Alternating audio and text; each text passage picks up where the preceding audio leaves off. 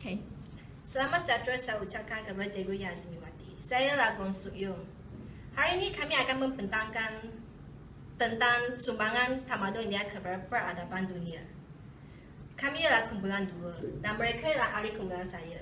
Mereka ialah Alan Hamuni, Ong Si, Kristen Ngân Hui Jin, Wu Miying, Wong Kai, Chang Eun Ji, Chai Jia-ying, Oi Chin-kiat dan Lo Chun-hao.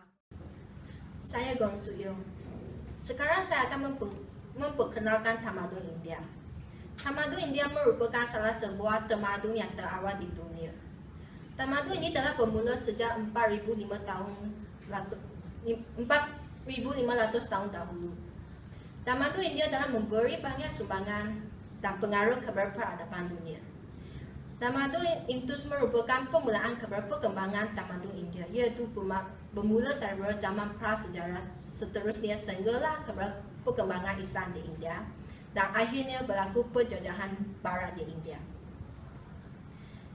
Tamadun India dibahagikan kepada dua bahagian, iaitu India Utara dan India Selatan. Faktor bentuk muka bumi di India telah menyebabkan perkembangan kepada dua kebudayaan yang agak berbeza antara penduduk di India Utara dan India Selatan. Antara perbezaannya ialah dari rupa, bentuk fizikal, bahasa, budaya serta amalan keagamaan. Masyarakat di India Utara dikenali sebagai Indo-Arya, manakala masyarakat di India Selatan dikenali sebagai Dravida. Tamadun India mempunyai tiga zaman, iaitu zaman awal, zaman pertengahan, dan zaman moden.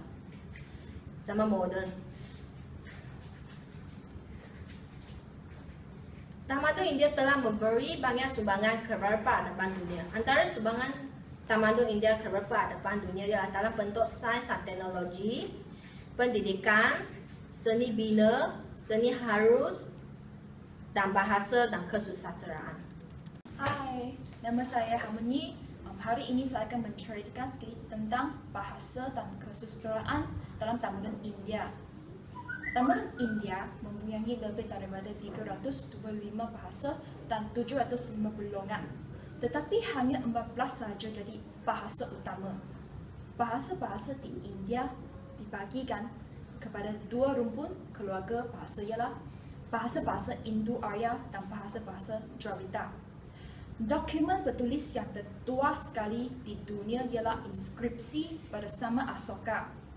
Ini adalah ciptaan untuk menggunakan skrip Kharosthi.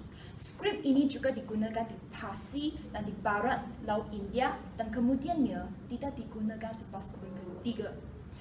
Antara salah satu bahasa yang tertua di dunia ialah bahasa Sanskrit. Ini bahasa berasal daripada tamadun India dan masih digunakan oleh orang India sehingga hari ini. Antara epik-epik yang terkenal dalam bahasa Sanskrit ialah epik Mahabharata yang menceritakan peperangan antara dua pasukan tentera, baik dan jahat, dan Ramayana yang menceritakan inkarnasi Dewa Vishnu sebagai Rama dan pengetahuan dengan Raja Sri Lanka yang melarikan isterinya Sita. Mereka merupakan hasil karya sastera agama Hindu dan Buddha. Selain itu, bahasa Indo-Arya merupakan bentuk asli bahasa ini terdapat dalam bahasa Sanskrit. Apabila orang-orang Indo-Arya meluaskan kawasan sehingga ke lembah Ganges dan ke timur, perbezaan logat tempatan yang bersifat daerah membawa perubahan dalam bahasa Sanskrit. Pada zaman Buddha, logat ini dianggap sebagai bahasa-bahasa tempatan yang menghubungkan kawasan geografi masing-masing. Bahasa ini menjadi awalan kepada bahasa-bahasa tempatan yang digunakan sekarang. Bahasa-bahasa dalam kumpulan ini termasuklah Assamese, Bengali, Gujarati, Hindi, Kashmiri, Marathi, Oriya, Punjabi, Sanskrit, Urdu, Rajasthan, dan Sindhi. Mengenai bahasa Dravida, bahasa Dravida kuno digunakan oleh beberapa puak seperti Toda. Bahasa Dravida termasuklah Tamil, Malayalam, Kannada, Telugu, dan juga Gondi, Kaut, dan Kuit, dan di kalangan puak-puak Toda dan Kota. Selain daripada kumpulan bahasa Indo-Arya dan bahasa Jawa, dapat juga kumpulan bahasa Munda yang digunakan terutama di kawasan pergunungan di Bengal dan Bihar, Odisha, Kwang, dan Madhya Pradesh Kongo. Contoh kumpulan bahasa Tibet Burma yaitu Ladakhi di Kashmir dan Garo, Tripura, Naga dan Kukuchin di Assam. Bahasa yang belum diklasifikasikan termasuk Burusaki dari Kashmir Utara dan Andamanis di Kepulauan Andaman. Sekian, terima kasih. Nama saya Ongshi. Nama saya Crystal Ongwiji. Salah satu sumbangan tamadun India kepada tamadun Asia Tenggara termasuk sumbangan dalam bidang pendidikan dan agama. Peningkatan bidang pendidikan dalam tamadun India bermula pada zaman Vedic. Pendidikan pada zaman ini hanya didominasi oleh kaum lelaki. Golongan wanita pula tidak diberikan peluang untuk menerima pendidikan. Pendidikan pada zaman Vedic sangat mementingkan keagamaan. Agama Hindu suka untuk memastikan sejarah kemunculan agama ini, tetapi sering dikatakan telah muncul sejak zaman tamadun India. Namun, struktur agama Hindu telah menjadi makin jelas pada zaman Vedic, terutamanya apabila agama Hindu telah menjadi teras masyarakat India dan dikuasai oleh kasta Brahmin melalui kitab Veda. Pendidikan pada zaman Vedic memberikan perhatian kepada pembelajaran kitab-kitab Veda dan bahasa Sanskrit, merupakan medium pengajaran yang penting. Golongan masyarakat pada masa itu telah menggunakan kaedah hafalan untuk mendalami kitab-kitab Veda tersebut. Kepercayaan bahawa terdapat satu kuasa agung yang bertanggungjawab menggerakkan duniawi telah muncul dalam pemikiran penganut agama. Tuhan dipercayai mempunyai 3 fungsi utama, iaitu pencipta Brahman, memelihara Vishnu dan membinasa Siva. Agama ini mempunyai 4 aliran, iaitu Saivisme, Vaishnavisme, Shakma, Ganapada, Kamaram, dan Saura. Pemikiran itu menjadi semakin penting dalam kepercayaan penganut agama Hindu. Dalam agama Hindu, terdapat 5 prinsip utama, iaitu kewujudan Tuhan yang tunggal, manusia itu suci, perpaduan melalui penciptaan, harmoni agama, dan pengetahuan tentang sungai, kitab dan mantra yang suci. Di samping itu, agama Hindu juga mengamalkan 10 disiplin yang bersifat sejagat. Antaranya ialah kejujuran, kesederhanaan, tidak berzina, tidak merompak, kesucian, kebersihan, kepuasan, mengaji kitab, penjimatan, dan doa. Falsafah Vedic mementingkan 5 konsep yang saling berkaitan, iaitu Brahman, Atman, Karma, Samsara, dan Moksha. Brahman menandakan Tuhan yang dibincangkan sebagai satu prinsip yang menyelubungi roh duniawi. Atman ialah roh individu dalam badan manusia yang bertujuan untuk diserapkan ke dalam roh duniawi. Penganut Hindu juga mempercayai hukum karma yang bersabit dengan kelakuan manusia semasa hidup dan kelahiran selepas mati. Samsara merupakan lingkaran kelahiran dan kematian yang dilalui dalam peringkat Atman. Akhir sekali, kelahiran semula bergantung pada karma dan tujuan hidup adalah untuk mencapai moksha. Moksha merupakan kebebasan mutlak. Sesiapa yang mencapai tahap ini akan bersatu dengan Tuhan dan tidak akan dilahirkan semula ke dunia. Oleh itu, seseorang itu perlu berbuat baik untuk mencapai moksha. Meskipun agama Hindu merupakan agama penting tamadun India sejak zaman Empire Maurya, agama ini juga menerima saingan daripada agama Buddha, terutamanya semasa pemerintahan Chandragupta Maurya dan Asoka. Agama Buddha diasaskan oleh Siddhartha Gautama yang dikenali oleh penganutnya sebagai Buddha. Kemunculan agama ini dirujukkan sebagai penentangan golongan sejahtera terhadap dominasi Brahmin dalam soal agama dan kehidupan sistem kasta telah dianggap menjadikan masyarakat tidak teratur. Hal memberikan kesedaraan kepada Gautama Buddha untuk mencari kebenaran. Kebenaran yang ditemuinya dipercayai akan melepaskan manusia daripada kesengsaraan.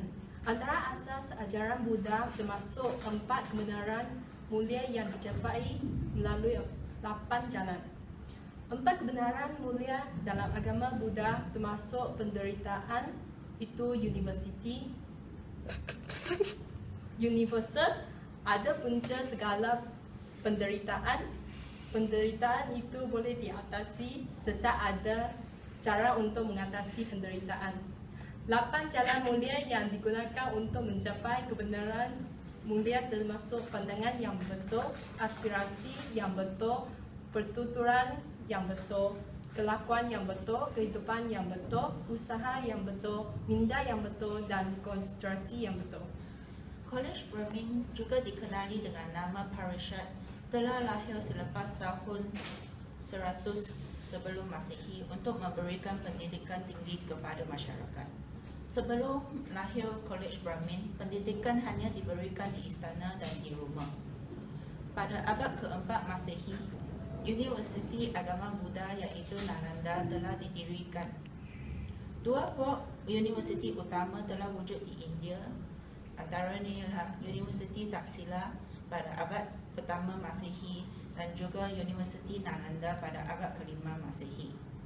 Untuk mencapai taraf sebagai Brahmin yang berpendidikan, seseorang itu harus menghafal berbagai buku agama, khususnya Veda yang mengandungi peraturan ritual, mantara dan lagu-lagu agama. Pendidikan yang berteraskan agama Hindu dan Buddha adalah untuk menyediakan manusia menghadapi hari selepas mati. Segala hukum agama harus dipelajari supaya mereka dapat hidup sempurna dengan nilai-nilai murni yang diajar oleh agama. Pada masa yang sama, mereka juga mempelajari karya saintifik dan falsafah. Oleh itu, pendidikan juga penting untuk meningkatkan ilmu sains dalam masyarakat. Pada zaman seterusnya, pendidikan di India bertujuan untuk menambahkan ilmu dan untuk mengatasi buta huruf, selain untuk mendapatkan jawatan dalam pemerintahan. Universiti telah ditubuhkan di merata-rata tempat pada masa yang sama. Pusat pendidikan zaman Vedic telah bertambah besar dan terbuka untuk semua golongan pada zaman Islam. Nama saya Wang Kai. Nama saya Wu Li. Hari ini kami akan membentangkan tentang sumbangan sains dan teknologi dalam tamadun India terhadap peradaban dunia. Tamadun India telah mencapai kegemilangan dalam berbagai bidang yang seterusnya memberikan sumbangan besar kepada peradaban dunia, terutamanya dalam bidang sains dan teknologi. Hal ini dapat dilihat dari segi bidang matematik. Ilmu matematik telah wujud dalam tamadun India dan berkembang pesat pada zaman Gupta. Ahli matematik India telah memperkenalkan 2 sistem nombor angka yang berlainan, iaitu angka Kharasti dan angka Brahmin. Sistem angka Kharasti dikatakan seakan-akan angka Romawi, manakala angka Brahmin pula adalah angka 10 yang diwakili dengan simbol alfa. Antara tokoh matematik India yang terkenal pada masa itu adalah Aryabharta, yang juga dikenali sebagai bapa astronomi. Beliau telah menghasilkan jadual sains trigonometri yang pertama dan juga mengembangkan teknik dan algoritma algebra. Tamadun India sangat mementingkan bahan besi dalam seni bidang. Dari aspek itu, kita boleh memperlihatkan kemahiran yang tinggi dalam pertukangan besi oleh masyarakat tamadun India. Contohnya, boleh dilihat dengan jelas pada tiang besi di Delhi dalam abad ke-5 Masehi. Kelebihannya ialah boleh tahan karat. Malah, barangan keluaran tamadun India mendapat pengiktirafan daripada tamadun lain seperti tamadun Romawi dan Asia Barat. Tamadun India juga merupakan rujukan terawal astronomi India. Pada zaman itu, mereka telah menggunakan bintang-bintang dan planet-planet untuk mewujudkan carta astrologi dan membaca petanda, merangka model matematik canggih, membangun teori-teori yang menarik. Ilmu astrologi juga telah digunakan dalam aktiviti pelayaran. Mereka menggunakan bintang-bintang dan rembulan untuk menjadikan panduan menentukan arah dalam lautan. Di samping itu, mereka mencipta kalender dengan membahagikan tahun kepada 12 bulan dan 30 hari. Pengetahuan tentang semua astronomi dapat dipetik daripada Rig Veda. Perubatan orang India bermula pada zaman Vedic sebagai ilmu sihir. Unsur-unsur bidang perubatan seperti fisiologi, pembedahan, pernafasan melalui amalan, yoga, reproduksi manusia, dan perubatan binatang. Yoga adalah sistem latihan untuk fizikal dan mental. Ini boleh membantu tenaga yang tersembunyi dalam tubuh manusia dialirkan ke seluruh badan dan indah untuk memberi kesegaran. Malah juga boleh digunakan untuk mengawal penyakit kronik. Ilmu perubatan India telah dihantar ke negara-negara lain melalui perdagangan India seperti Tibet dan China. Nama saya Chai Jain. Nama saya Ujiket. Salah satu sumbangan tamadun India kepada peradaban dunia ialah seni bina. Masyarakat tamadun ini berupaya membina binaan yang sangat baik dan lengkap. Keupayaan ini dapat dilihat melalui binaan Great Bath. Binaan tamadun India banyak berteraskan agama Hindu dan agama Buddha. Antara contoh ialah binaan kompleks kuil di Gua Arjuna dan di Gua Ellora. Candi baru merupakan binaan yang mempunyai pengaruh seni bina India. Tamadun India atau lebih dikenali sebagai tamadun Indus mempunyai pencapaian yang penting yaitu susunan perancangan bandar yang sistematik. Untuk mewujudkan sebuah bandar yang terancang, gabungan kepakaran sama ada dari sudut letak bandarnya maupun dari sudut pengisian amat memerlukan. Perkembangan seni bina dipengaruhi oleh persekitaran dan cuaca. Seni bina India banyak menggunakan batu dan kayu sebagai sumber asas kerana mudah diperolehi. Batu bata dijadikan asas binaan bangunan-bangunannya yang terdiri daripada pelbagai saiz. Sebaliknya, batu bata ini dihasilkan melalui pembakaran dengan suhu yang tinggi.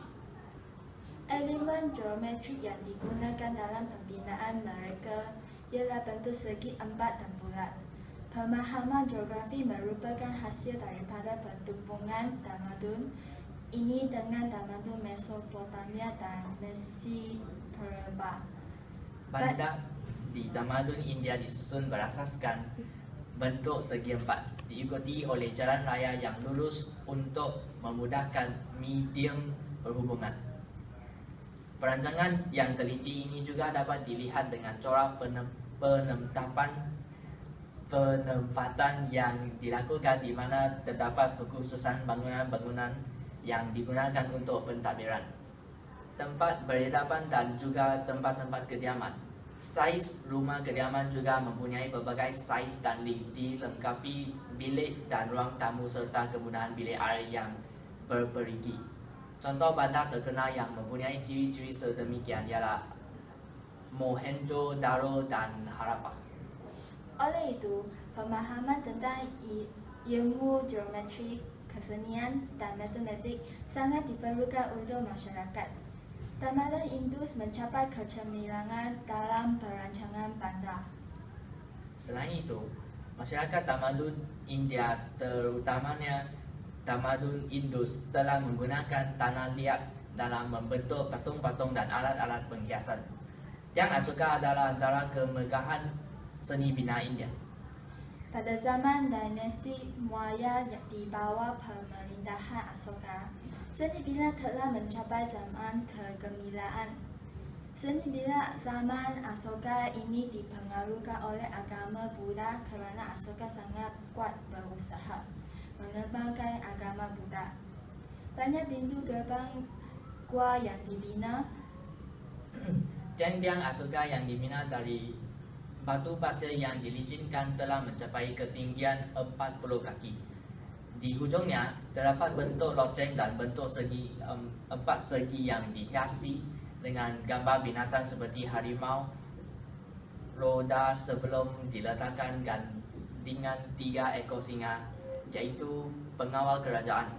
Asoka menjadikan lambang kebesaran pada zaman kerajaan Asoka.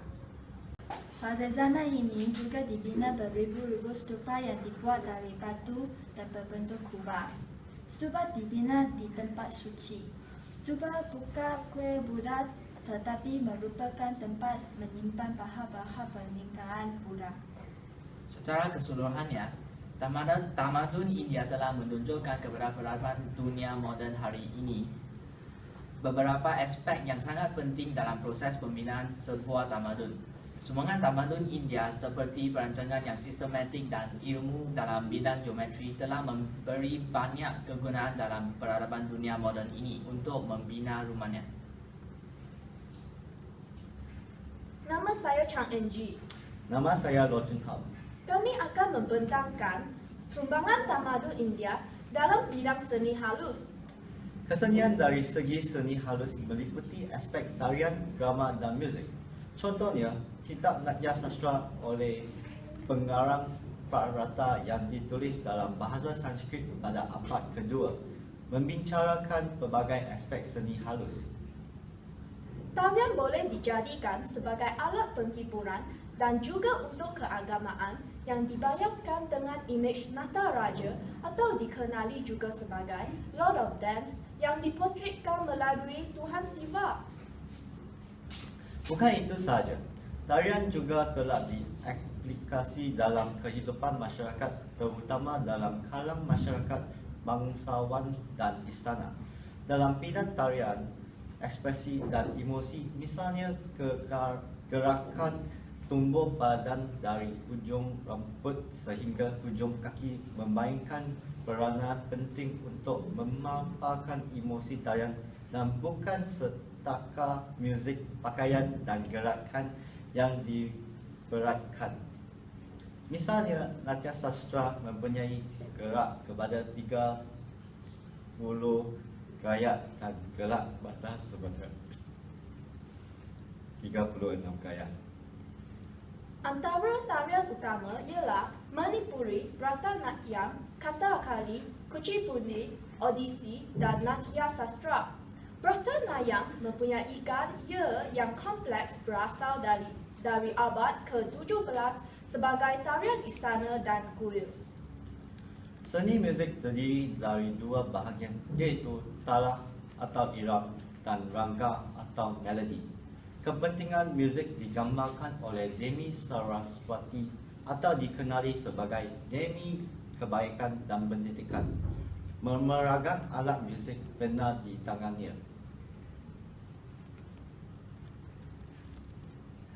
Jai muzik dikaitkan dengan aspek-aspek ketuhanan. Selain itu, muzik boleh dibahagikan kepada 4 kategori, iaitu tata atau tali, avanada atau drum, gahna atau audiophone, dan susira atau angin. Sitar, sanai dan tabala merupakan antara alat muzik yang terkenal di utara India. Manakala vinay, natashwaram dan mridanga merupakan antara alat muzik yang popular di selatan India. Perkembangan muzik bermula sejak zaman Vendik di mana tata cara membaca kitab-kitab Vendik mempunyai irama tentang merupakan asal kepada muzik tamadun India.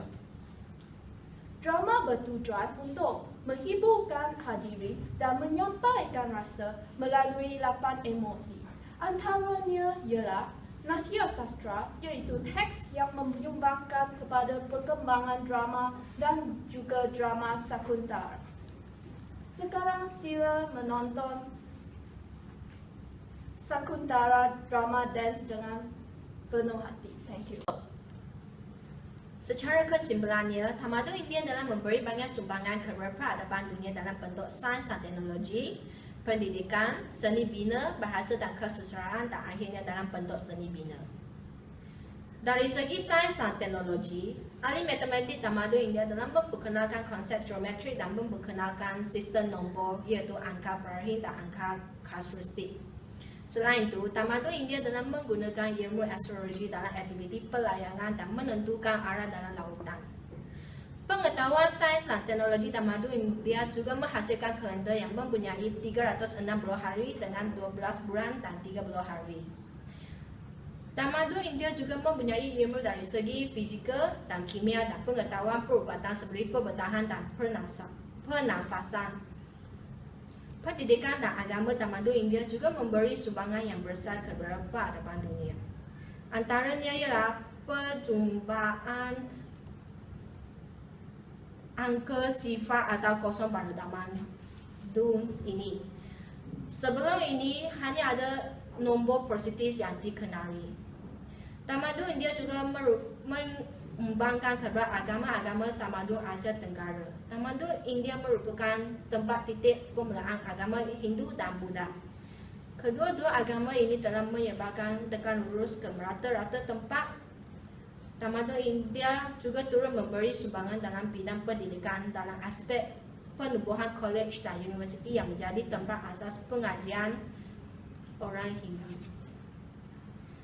Di samping itu, sumbangan dari segi seni bina oleh tamadun India ialah perancangan pandang yang sistematik dan kegunaan ilmu geometri. Ilmu geometri membolehkan rumah dibina dalam bentuk segi empat dan diikuti dengan jalan lurus yang digunakan sebagai media penghubungan. Manakala perancangan pandang yang teliti boleh dilihat melalui corak penempatan di mana tempat bangunan-bangunan yang digunakan untuk pentadbiran, tempat peribadahan dan juga tempat kediaman. Sumbangan tamadun India dari segi bahasa dan kesusastraan telah kepada peradaban dunia ialah bahasa Sanskrit dan Tamil yang berasal dari tamadun India masih digunakan oleh kaum India sehingga hari ini. Selain itu, Ramayana yang merupakan salah satu daripada dua epik kedua agama Hindu yang lain adalah Mahabharata. Akhirnya, seni haris juga merupakan salah satu sumbangan kepada peradaban dunia. Seni haris meliputi tarian dan muzik. Tarian kedua ialah Narya Sastra yang membincangkan secara keseluruhan tentang drama, cara dan teknik mengatur pendas, bahasa, pensajakan emosi dan traumatik. Selain itu, seni muzik dikaitkan dengan aspek ketuhanan. Sisa sana dan tambara merupakan alat muzik yang terkenal di India yang kini masih digunakan oleh kaum India dalam menyambut sesuatu perayaan.